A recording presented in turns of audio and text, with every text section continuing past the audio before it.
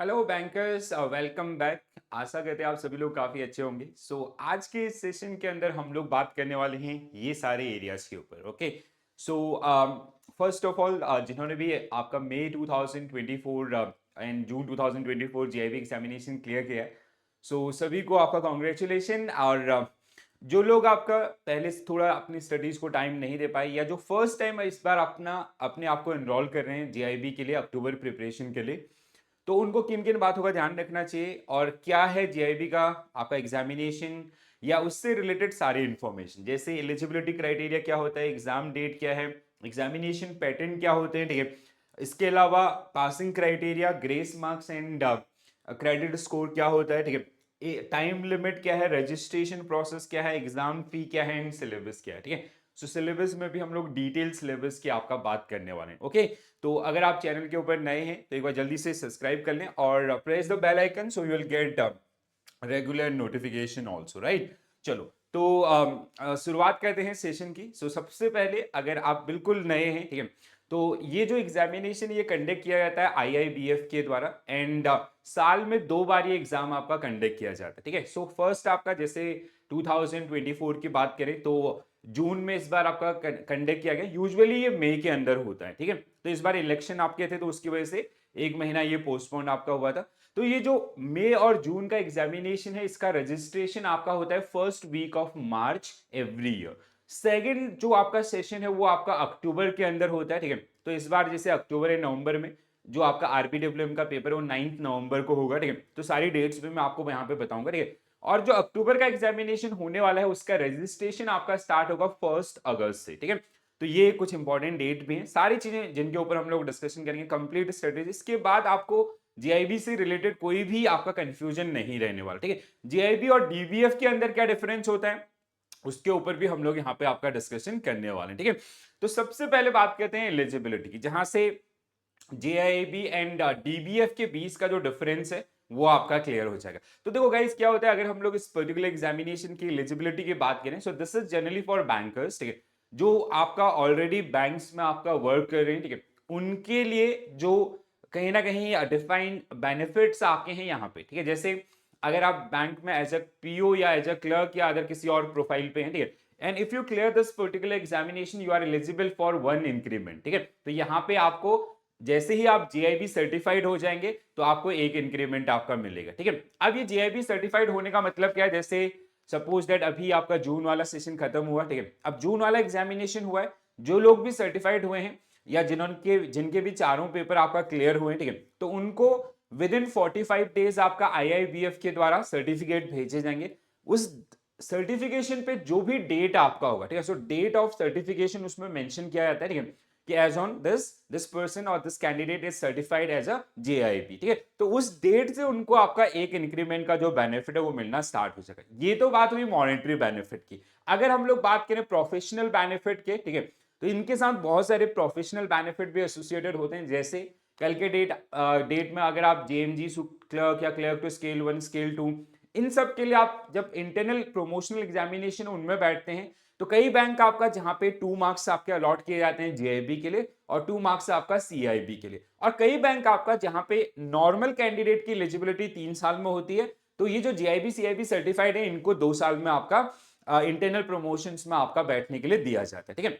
तो ये तो बात हुई आपका जीआईबी की। अब जो कैंडिडेट अभी बैंकिंग एग्जामिनेशन की प्रिपरेशन करें वो जनरली प्रिपेयर करते हैं डीबीएफ के लिए। पहले तो मैं सजेस्ट करूंगा कि अगर आप जैसे अपने प्रिपरेशन के एंड में हैं, ठीक है, तो देखो बेनिफिट है इंटरव्यू के दौरान आप इसको बता सकते हैं, ठीक है, तो वहां पे एडिशनल एज मिलता है, बट आपका प्राइमरी फोकस होना चाहिए आपका जो मेन एग्जामिनेशन है, ठीक है। तो पहले जॉब लीजिए, देन आप भी करेंगे ना तो भी हो जाएगा। बट हाँ, अगर आपको लगता है कि आपने वो चीज पूरा अच्छे से कर लिया है और ये थोड़ा सा इसमें भी प्रैक्टिस करना चाहते हैं, तो सिलेबस के अंदर या अदर्स उनके अंदर कोई भी चेंजेस नहीं होता, ठीक है। जैसे आप जीआईबी वाले कैंडिडेट जाएंगे वैसे ही आपका डीवीएफ वाले कैंडिडेट भी जाएंगे, same syllabus same day examination. But जब आप एग्जामिनेशन में अपेयर होते हैं तो वहां पे आपका diploma in banking and finance DVF आपका सेम डे एग्जाम होगा, ठीक है। वो और मेंबरशिप जब आप आईआईबीएफ की लेंगे तो वहां पे एज अ नॉन मेंबर आप अपने आप को रजिस्टर करेंगे। अब बहुत सारे कैंडिडेट ऐसे हैं जिनकी क्वेरीज आपकी होती है कि जैसे उन्होंने डीबीएफ की तरह आपका अप्लाई किया था, now they get selected in bank. ऐसा बहुत बार होता है, जैसे बैंक का रिजल्ट आता है उसके बाद ये नोटिफिकेशन आता है, कैंडिडेट फिल करते हैं और पास हो जाते हैं। तो उनके लिए क्या होगा, तो उनके लिए है कि जैसे आपका डीबीएफ सर्टिफाइड होंगे, जब आप बैंक के अंदर जाएंगे, so you have to mail your JIB DBF certification to HRMS team. HRMS portal पे आपको अपलोड करना होता है, एंड जो आपका HR है वो उसको ऑटोमेटिकली आपका JIB की तरह कंसीडर करेंगे, ठीक है। तो ये चीज, अब जैसे बहुत सारे कैंडिडेट जिनसे मेरा बात भी हो रहा था, वो ये कहते हैं कि सर उन्होंने 3 पेपर निकाल दिए, एक पेपर आपका रह गया, वो है IAN IFS का, इस बार नहीं हुआ एज ए DBF। अब बैंक के अंदर सिलेक्शन भी हो गया, ज्वाइनिंग जुलाई के अंदर है, ठीक है। तो अगली बार आपको एज अ डीबीएफ ही वो देना पड़ेगा, बिकॉज आपका रजिस्ट्रेशन उस तरीके से हुआ है। बट जैसे आपका वो चौथा पेपर क्लियर होगा तो आप एज ए सर्टिफाइड वहां पे हो जाएंगे, और आपको सेम प्रोसेस आपका फॉलो करना होगा, ठीक है। तो ये तो बात हुई आपका एलिजिबिलिटी की, ठीक है। I will reduce the brightness. चलो, तो I hope this is clear so far, ठीक है। अगर आपका कोई और डाउट भी होता है तो आप अपने डाउट्स भी लिख सकते हैं कमेंट्स के अंदर, ठीक है। इसके अलावा पासिंग क्राइटेरिया, अब देखो यहाँ पे ओवरऑल अगर हम लोग सब्जेक्ट की बात करें, so we have 4 subject in JIB, ठीक है। JIB के अंदर आपको 4 सब्जेक्ट, ये 4 सब्जेक्ट ना फुल फ्लेज सब्जेक्ट है, मतलब each subject is for 100 marks and you have to score minimum 50, ठीक है। कम से कम आपको 50 आपका यहाँ पे स्कोर करना होता है। आप 50 ला रहे हैं, 80 ला रहे हैं, 90 ला रहे हैं, उससे कोई फर्क नहीं पड़ेगा, ठीक है, आपके प्रमोशन या अदर्स पे। बट हाँ, आपका जो पासिंग क्राइटेरिया है दैट इज 50 से नीचे रहोगे तो आपका फिर एक और बेंचमार्क बनाया गया 45 का, जहां से आपको ग्रेस मार्क्स का हेल्प मिल सकता है। बट 45 से नीचे किसी भी सब्जेक्ट में, जैसे कुछ कैंडिडेट जिन्होंने सपोज दैट उनका 3 सब्जेक्ट के अंदर 50, 55, 60 ऐसे हैं, एक में उनका 44 है, तो वो JIB सर्टिफाइड नहीं होंगे इस बार, ठीक है, ना ही उनको ग्रेस मार्क्स का फायदा मिलेगा, ठीक है। दूसरी बार, अगली बार उनको सिर्फ एक सब्जेक्ट देना पड़ेगा, जो रिमेनिंग 3 सब्जेक्ट है उनका उनको ग्रेस मार्क्स मिलेगा, ठीक है। तो to successfully pass the subject a minimum score is 50 out of 100, जैसे हमने इसके ऊपर आपका बात किया, so you have to score at least 50, ठीक है।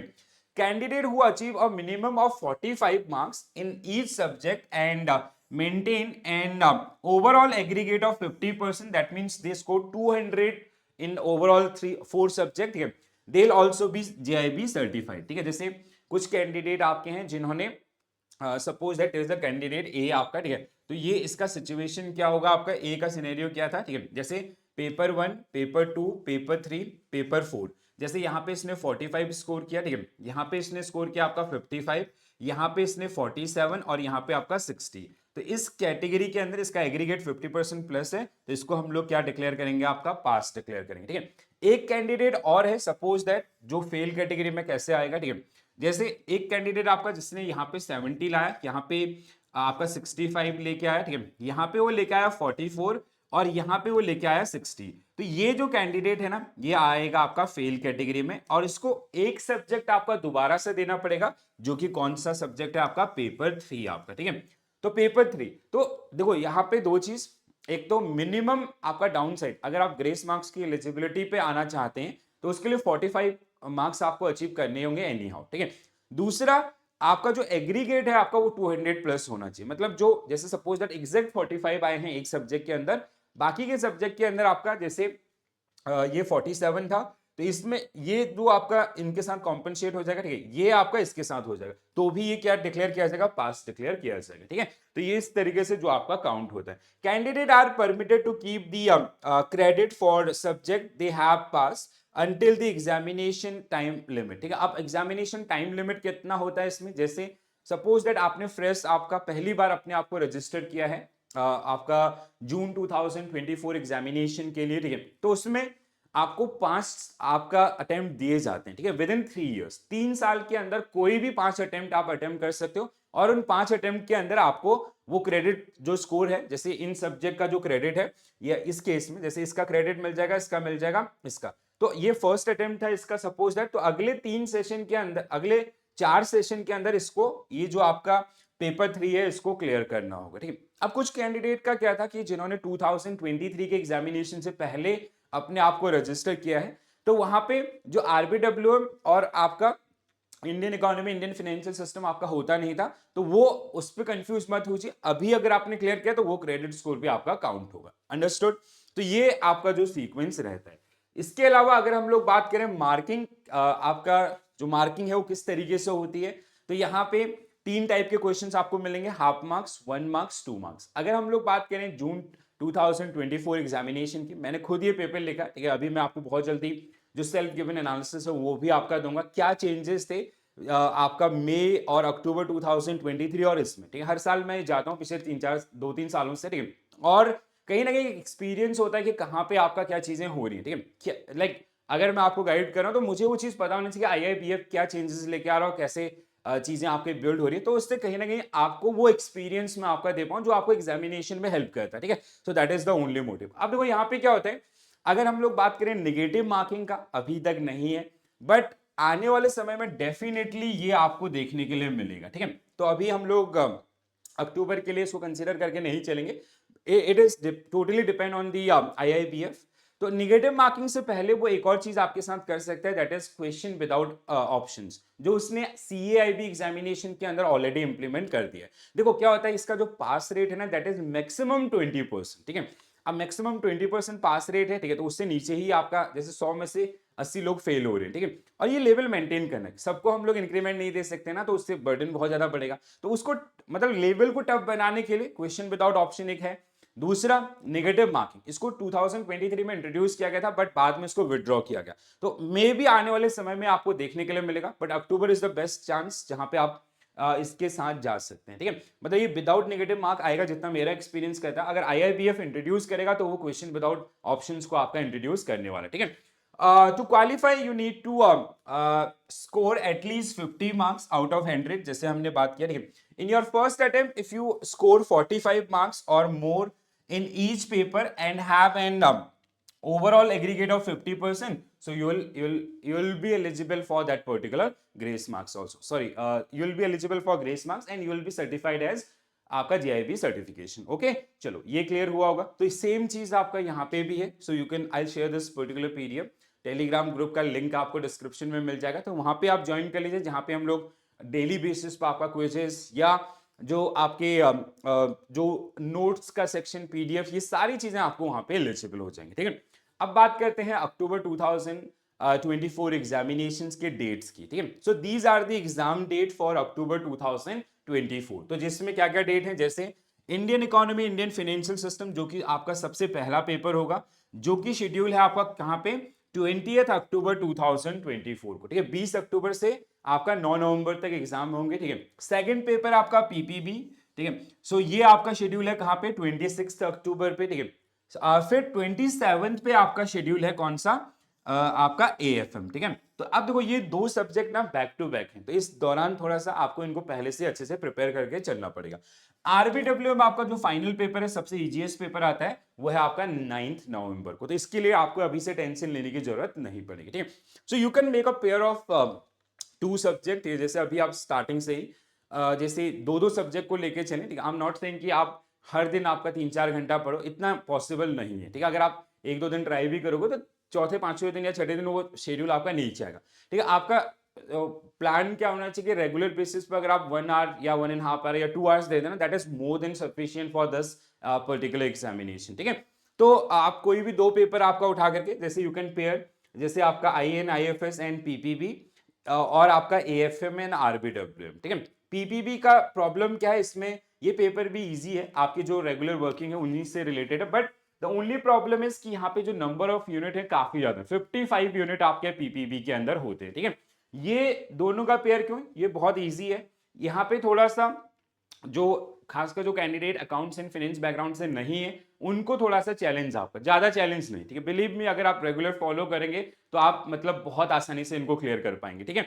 और ये 2 एरियाज जो थोड़ा सा, जैसे आपका कॉन्सेप्चुअल है इकोनॉमिक्स, और ये जो एरिया आपका रहता है जो अगेन आपको जहां पे काफी ज्यादा स्टडी करना पड़ेगा, ठीक है। तो IN IFS के अंदर फेल होने का सबसे बड़ा रीजन जो मुझे अभी तक एनालाइज हुआ सेंटर पे जब कैंडिडेट से बात होती है, वो इसका जो कोर्स करिकुलम है ना, उसको बहुत हल्के में लेते। उनको ये लगता है कि उन्होंने जो बैंकिंग अवेयरनेस पढ़ा है during their government job examination वो काम करेगा, ऐसा नहीं है। यहाँ पे आपको कीवर्ड्स के साथ इसको स्टडी करना पड़ेगा, जैसे आप इकोनॉमिक्स पढ़ते हैं UPSC के एग्जामिनेशन के लिए, आपकी कॉन्सेप्चुअल नॉलेज अगर स्ट्रांग है तो आपको, जैसे अगर अक्टूबर 2000 सॉरी जून 2024 एग्जामिनेशन की बात करते हैं, तो सारे जो अप्लाइड इकोनॉमिक्स वहां पे थी, ठीक है। अगर आप उसको मतलब कॉन्सेप्ट जानते तो उनके आंसर्स कर पाएंगे, static portion was very less, ठीक है। तो इस तरीके से रजिस्ट्रेशन डेट, अगर आप ये सोच रहे हैं कि अब अक्टूबर का एग्जाम है, तैयारी करनी है, बिल्कुल मोटिवेटेड है, तो डेट्स आपको बिल्कुल आपके फिंगर्स पे होनी चाहिए, ठीक है। तो रजिस्ट्रेशन विल स्टार्ट फ्रॉम, ये तो आपका डेट हो गया, ठीक है। सॉरी, रजिस्ट्रेशन डेट आप क्या क्या रहेंगे, ठीक है। अगर हम लोग रजिस्ट्रेशन डेट की करें तो ये है आपका कौन से मंथ में, your registration will start from अगस्त 2024, ठीक है। 1 अगस्त टू 20 आपका 1 अगस्त, ठीक है, 1 अगस्त से लेकर 21 अगस्त के बीच में आपके रजिस्ट्रेशन होंगे, ठीक है। आई सजेस्ट कि गो फॉर अर्ली रजिस्ट्रेशन, जो फर्स्ट वीक है उसी में आप रजिस्टर कीजिए। बेनिफिट होते हैं जैसे आपका नियर बाय वेन्यू आपको मिल जाता है, ठीक है। दूसरा, आपका जो प्रीफर्ड टाइम स्लॉट है वो आपको मिल जाता है। तो ये सारी चीजें हैं जो छोटी छोटी चीजें हैं, बट कई बार जो लोग 44 स्कोर करते हैं उनके लिए बहुत बढ़िया हो जाती है, ठीक है। तो प्लीज ध्यान रखिएगा।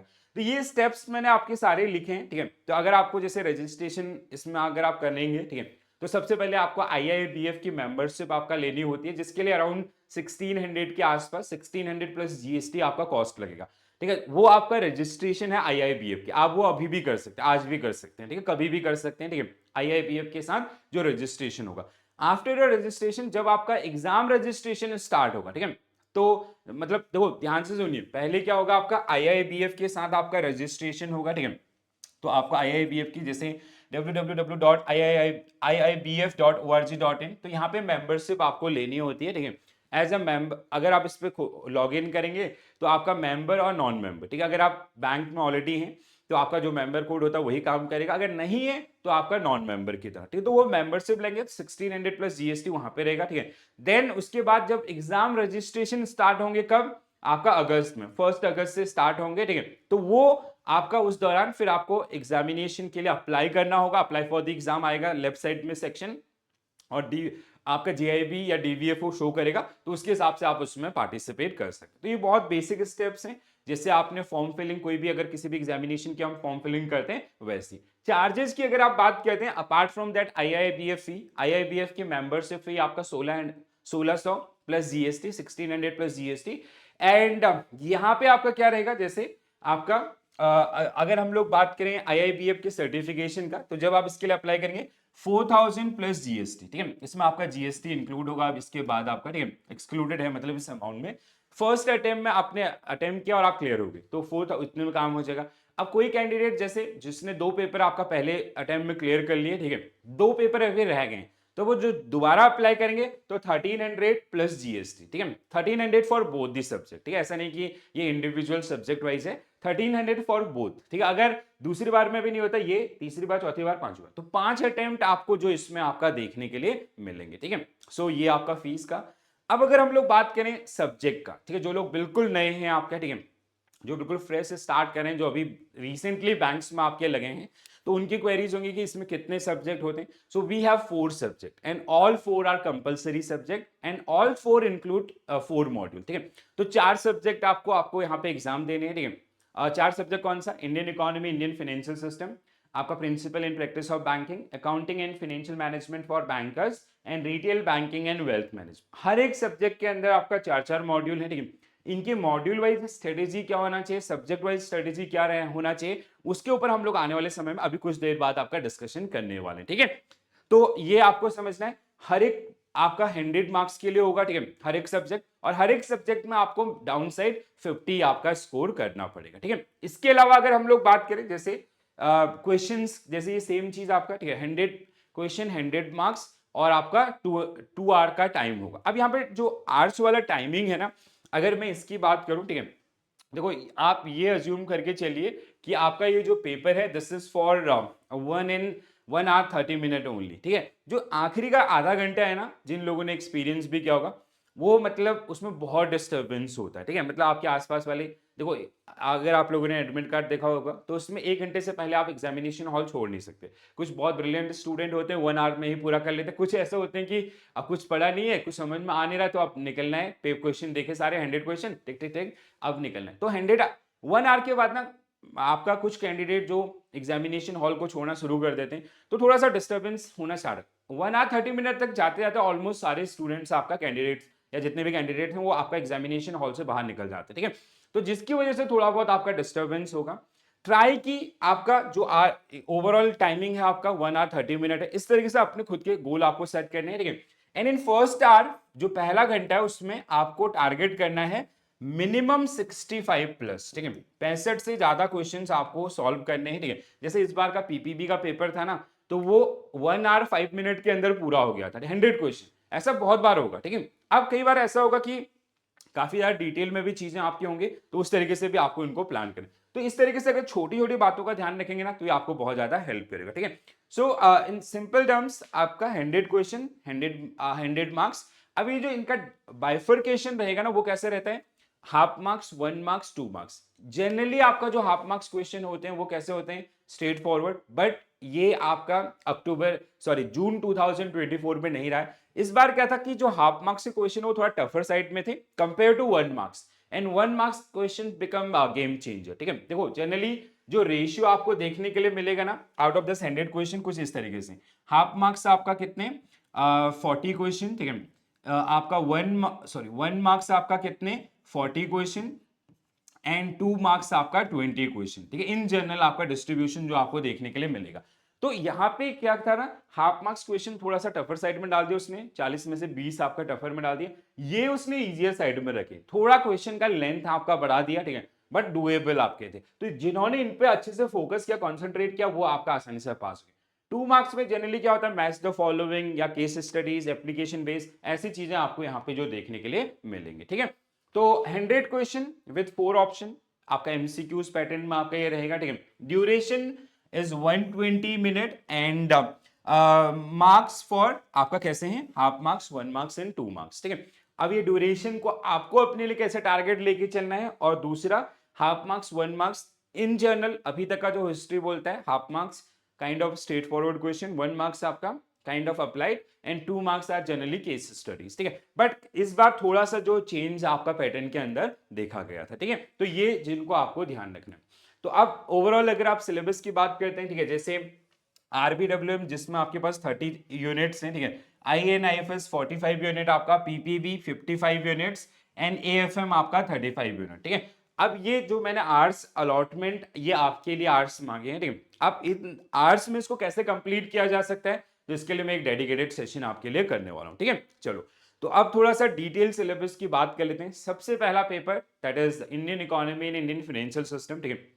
हाँ, ये पेपर 1 है, बट इस बार आपका इलेक्शन की वजह से ये पेपर 2 आपका बन गया, ठीक है। आरबीडब्ल्यूएम जो पहले से 8 को आपका शेड्यूल था, वो आपका कंडक्ट किया गया, ठीक है।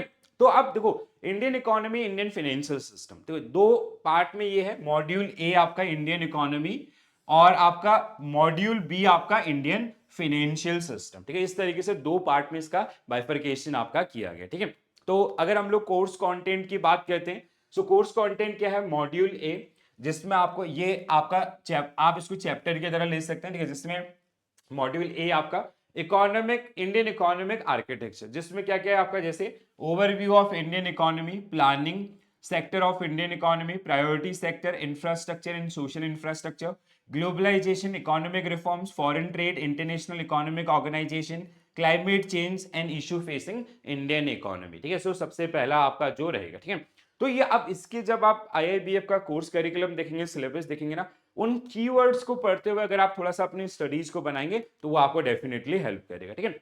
मॉड्यूल स्ट्रेटेजी क्या होगा, अक्टूबर या आपका जून या उससे पहले के एग्जामिनेशन में कौन कौन से एरियाज कैसे टेस्ट किए गए थे, we will discuss subject wise, ठीक है। मॉड्यूल बी अगर हम लोग बात करें, economic concept related to banking and finance, तो जिसमें आपका fundamental of economics, macro versus micro economics, demand and supply बहुत फेवरेट रहा इस बार, ठीक है। Money supply again, theories of interest बहुत पूछा गया था, business cycle, monetary policy, fiscal policy, national income, union budget. So these are the units under your module B. Module C, Indian financial architecture, तो जिसमें Indian financial system and overview, Indian banking structure, banking regulation act 1949 and RBI act 1934, DFIs, micro finance institution, NBFCs, insurance companies, and reforms and development in banking sector, okay, जिसमें committees आपका generally देखने के लिए मिलेंगे।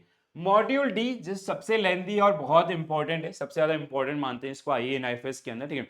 मतलब बहुत ज्यादा question इससे आपको देखने के लिए मिलते हैं, ठीक है। तो जिसमें money market, financial market, capital market, fixed income मतलब bond market, capital market and stock exchange, forex, interconnection of various market or market dynamics, merchant banking services, derivative market, factoring, forfeiting, venture capital, leasing and hire purchase, credit rating agencies, mutual funds, insurance product, pension product, guidelines for para banking and financial services provided by bank, REITs and other real estate funds। तो ये आपका overall मतलब अगर आप IIBF का syllabus उठाते हैं वहीं से मैंने इसको पिक किया है, टॉपिक टू टॉपिक, ठीक है। These are around 35 units which are generally part of your IAN IAFS, ठीक है। So Indian economy and Indian financial system paper 2 के ऊपर आते हैं जल्दी से, ठीक है। हाँ, अगर किसी के क्वेश्चंस होंगे कि सर बेस्ट बुक कौन सा है, so I always recommend these particular book, ठीक है। ये मैकमिलन के बुक हैं जो आपको फिजिकल में भी मिल जाएगा, मतलब हार्ड कॉपी भी मिल जाएगा और किंडल वर्जन भी मिल जाएगा, ठीक है। इसके अलावा the only challenge with these particular book is इनका जो लेंथ है वो बहुत बड़ा है। जैसे AFM का बुक आपका 600 पेज प्लस है, ये अगेन आपका उतना ही है, ठीक है। तो 500 प्लस पेजेस। हमारा जो प्रॉब्लम है कि हमारे पास इतना ज्यादा टाइम नहीं होता है, ठीक है। तो एक तो अगर आप टाइम एलोकेट कर सकते हैं सो गो फॉर दीज वन। दूसरा आपके पास ऑप्शन है कि अगर आपको कोई ऐसा सोर्स मिले जहां जो कंटेंट अलाइन है with Macmillan book, so you can go for that particular one, right. चलो, तो आपका यूनिट 1, ठीक है, मॉड्यूल 1 सॉरी, ठीक है, module 1 which is general banking operation. ये इजी है, बट इस पेपर का चैलेंज क्या है कि आपको बहुत सारी चीजें याद रखनी पड़ती हैं, ठीक है। बट हाँ, अगर आप इसको रेगुलर बेसिस पे जाते हैं तो हेल्प करेगा। सो जिसमें आपका banker customer relation, AML KYC guidelines, operational aspect of KYC, opening account of various customers, operational aspect of deposit, operational aspect of handling, clearing, collection check, bankers special relation, foreign exchange remittance facility for individual, LRS जिसमें आते हैं, operational aspect for NRI, foreign currency accounts for resident, cash management, payment and collection, responsibility of paying bank, responsibility of collecting bank, ancillary services, financial inclusion, customer services guidelines, duties and right of banker and customer right, grievance और आपका customer protection act, ठीक है। ये module आपका PPB 55 units है आपका 4 module के अंदर। तो और बहुत सारे रूल्स रेगुलेशन गाइडलाइंस हैं। तो ये, और ऐसा नहीं कि ये यूनिट बहुत बड़ी बड़ी है, ठीक है, मतलब एक मॉडरेट लेवल की यूनिट है। बट देखो क्या होता है ना, टर्म एंड कंडीशंस बहुत हैं, RBI के गाइडलाइंस हैं, बैंक के गाइडलाइंस हैं, या अदर्स आपका कमिटीज के हैं, तो वो थोड़ा सा आपको ध्यान रखनी होती है, ठीक है। फंक्शंस ऑफ बैंक, अब आप लोग देख सकते हैं, आप डेली बेसिस में इन चीजों में डील करते हैं, तो वही चीज। बट क्या होता है ना, एक प्रैक्टिकल लाइफ और एक थियोरटिकल लाइफ, इसमें थोड़ा सा डिफरेंस होता है। और यहाँ पे आपका जनरली आपका एप्लीकेशन बेस होता है, तो वो मिक्स हो जाता है प्रैक्टिकल एंड आपका एप्लीकेशन आपका थियोरटिकल का, ठीक है। So principle of lending, different type of borrowers and type of credit facilities, appraisal and assessment of credit, operational aspect of loan account, type of collaterals, different mode of charging securities, documentation, important law related to recovery, contract of indemnity, contract of guarantee, law relating bill finance, personal finance, priority sector advances, agriculture finance, finance to MFIs, MSMEs in India, government sponsor scheme and self help groups आपका, ठीक है। तो ये module B। Module C जिसमें आपका technology, और technology के ना बहुत सारे क्वेश्चन पूछेंगे, ऑलमोस्ट 10 क्वेश्चन, ठीक है, अराउंड, मतलब जैसे आपका जो नेटवर्किंग आपका या अदर्स है ना, तो आपका 7 to 10 क्वेश्चन के रेंज में आपका यहाँ से जो पूछेगा, ठीक है। Mostly was half marks and 1 marks, but ये रहता है, ठीक है।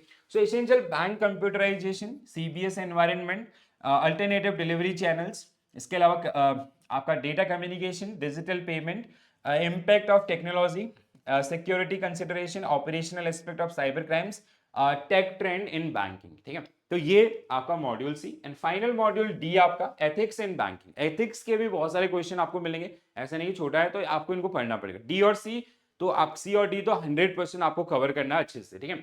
एथिक्स आपका बिजनेस, और एथिक्स का ना आज के डेट में अगर आप देखेंगे, आप कोई भी सर्टिफिकेशन ओरिएंटेड एग्जामिनेशन करते हैं, जैसे आपका मैं CFA के लिए पढ़ता हूं, तो उसमें हर एक मॉड्यूल के अंदर हमें ये मिलता है, ठीक है। तो ऐसे ही आपका आप जैसे JIB करो, आप CIB करोगे, आप CFP करोगे, आप कोई भी अदर एग्जामिनेशन करोगे, वहां पे आपको एथिक्स फेस करना ही करना है, ठीक है। तो ये चीज आपका AFM अगला पेपर है, ठीक है।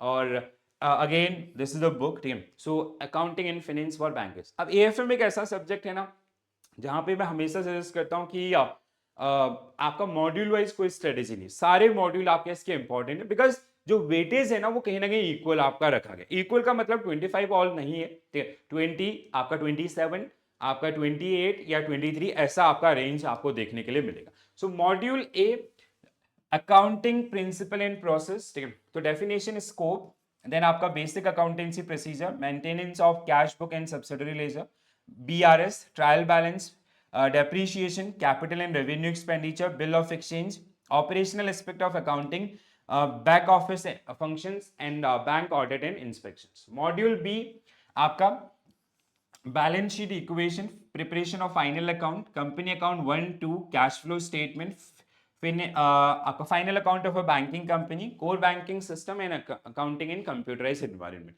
यूनिट देखने में बहुत कम है बट कोर्स कंटेंट आपका मॉड्यूल ए से भी ज्यादा है। एक और चीज, अगर आप कभी भी एएफएम को पढ़ रहे हैं, आपका सीक्वेंस कैसे डिसाइड होगा, अगर आप ए और B, you can not start with B, ठीक है, आप ए पढ़िए, बी पढ़िए, देन सी पढ़िए, और यू कैन स्टार्ट विद आप डी पढ़िए, ए बी सी, तो इनके ऊपर हम लोग आएंगे आने वाले समय में, ठीक है। मॉड्यूल सी आपका, जिससे सबसे ज्यादा कैंडिडेट डरते हैं, आई डोंट नो व्हाई, बहुत कम क्वेश्चन पूछता है, कॉन्सेप्चुअल, उनके एप्लीकेशन ज्यादा आपको पूछता है, ठीक है। तो आपका रेशियो एनालिसिस, आप interest in annuities, bonds, YTM, forex, capital structure and cost of capital, capital investment, lease finance, working capital and derivatives, ठीक है। So these are the unit. यहां से सबसे ज्यादा मतलब जब भी वो नंबर्स के ऊपर आपको क्वेश्चन पूछता है तो इससे सबसे ज्यादा आपको नंबर्स पूछते हैं, ठीक है। तो आपका अगला final module, module D, taxation and fundamental of costing, ठीक है। तो पहले दो यूनिट आपका जिसमें टैक्सेशन और जीएसटी, देन आपका cost and management accounting, costing method, standard costing, इसके अलावा marginal costing, budget and budgetary control. तो ये आपका एएफएम का सिलेबस रहेगा, ठीक है। फाइनल सब्जेक्ट आपका आरबीडब्ल्यूएम पेपर 4, और ये ना बहुत हेल्प करता है कैंडिडेट को। तो यहाँ पे सबका टारगेट क्या होना चाहिए, और टारगेट शुड बी 70+। अगर आप कहीं पे पीछे रह भी गए तो यहाँ से उसकी भरपाई कर पाए, ठीक है। तो आपका अगर हम लोग इसमें बात करें जेआईबी के इस पर्टिकुलर सब्जेक्ट की, ठीक है, तो जिसमें मॉड्यूल ए आपका बहुत छोटा है, ठीक है, 3 से 4 मार्क्स के क्वेश्चन रहेंगे। आपका रिटेल बैंकिंग इंट्रोडक्शन, रोल आपका retail corporate and branch profitability. Module B आपका consumer requirements, product development process, credit scoring, important retail liability, important retail asset product, credit and development, this digitalisation, role of AI, recovery of retail product management and securitisation, बहुत important again, ठीक है।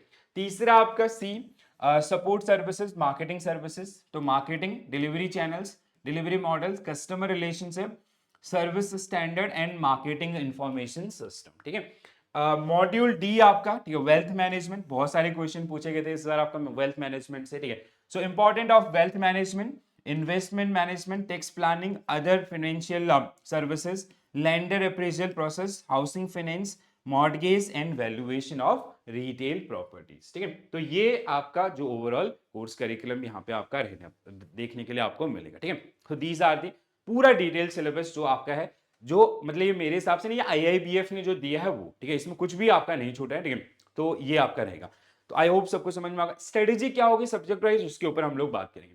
अब देखो क्या है ना, एक चीज अभी जैसे हमारे पास 3 महीने हैं फॉर प्रिपरेशन, रिमेनिंग डेज हम लोग आपका प्रैक्टिस के लिए रखेंगे। तो आई वुड सजेस्ट कि सबसे पहले आप कॉन्सेप्ट के ऊपर काम कीजिए, ठीक है। कॉन्सेप्ट के ऊपर काम करोगे ना, ये कॉन्सेप्ट आपको सीएआईबी में मदद करेंगे, ठीक है। तो यहाँ पे एमसीक्यूज के सहारे से जेआईबी को आपस क्वालिफाई किया जा सकता है, बट सीआईबी में ये चीज नहीं चलती है। Without concept you can not clear CIB examination, ठीक है। तो ये आपका पहला, ठीक है। जैसे आपने कोई कॉन्सेप्ट सीखा, कोई भी यूनिट पढ़ा, तो उसके ऊपर एमसीक्यूज प्रैक्टिस कीजिए, देन मॉड्यूल वाइज आपका रिवीजन आपका शेड्यूल कीजिए, ठीक है। Then mock test you can apply, then आपका मैराथन्स जो होते हैं, ठीक है, अब फ्री में अवेलेबल होती है हर जगह, ठीक है। तो उनको, तो इस तरीके से आप अपने गोल्स को अचीव कर सकते हैं, राइट। चलो, तो ये सारे इंफॉर्मेशन आपका जेआईबी के बारे में, ठीक है। आई होप सबको समझ में आया होगा सारी चीजें, ठीक है। और अगर समझ में आया तो सेशन को लाइक जरूर करते हैं और चैनल को सब्सक्राइब जरूर कीजिए। अब मैं आपके लिए रेगुलर बेसिस पे आपका course content, believe me guys, if you follow me for next 3 months, I'll make sure कि you'll clear this particular examination in first book, ठीक है। पहले अटेम्प्ट में आपका क्लियर होगा, जो भी फर्स्ट टाइम आपका जा रहे हैं, ठीक है। और टेलीग्राम ग्रुप का लिंक आपको डिस्क्रिप्शन में दिया गया, तो जहां पे रेगुलर बेसिस पे क्विजेज आपके होते हैं या पीडीएफ्स आपको देखने के लिए मिलती हैं, तो उनको भी आप लोग ज्वाइन कर सकते हैं, प्रैक्टिस कर सकते हैं और आपका रेगुलर बेसिस पे थोड़ा थोड़ा कंट्रीब्यूट। मैं आपसे ये नहीं कहूंगा आप दिन के 4 घंटे दो, ठीक है, जस्ट गिव 1 आवर, ठीक है, आप 1 आवर भी आपका 2 सब्जेक्ट में बांट दो, और इस तरीके से भी अगर आप रेगुलर रहेंगे ना, सो आप बहुत अच्छा स्कोर आपका कर जाएंगे, ठीक है। चलो, तो आज के लिए इतना ही करते हैं, ठीक है, I will see you soon. तो जल्दी से अपना प्लान बना लीजिए। कैसा लगा वीडियो कमेंट्स में जरूर लिख के बताएं। अगर कोई भी और चैलेंज है, कोई भी और डाउट्स हैं, तो वो आप कमेंट्स के थ्रू मेरे साथ शेयर कर सकते हैं, और आप या टेलीग्राम के थ्रू आप मुझे कनेक्ट कर सकते हैं, ठीक है। जो भी आपकी क्वेरीज हैं वो सारी चीजें आप मेरे से पूछ सकते हैं, ठीक है। चलो, so this is it from my side guys, thank you for joining this session, bye bye, take care all, have a nice day, thank you.